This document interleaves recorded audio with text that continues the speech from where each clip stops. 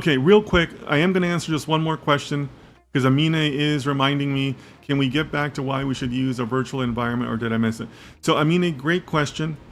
Virtual environments are key because they help you segregate the different projects that you're working on. Why would you want to do that?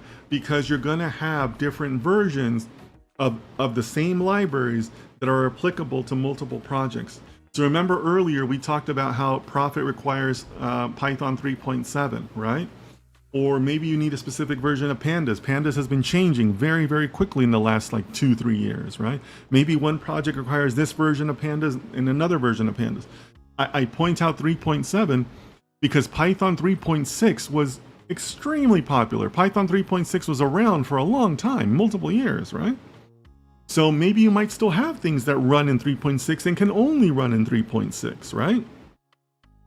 So that's what you should be thinking about virtual environments. They're like individual silos where you can maintain different versions of libraries and they never cross over. So you're never going to, have dependency issues, or, you work on one project but you broke 3 others because you installed a bad version, right? That's what would be happening otherwise.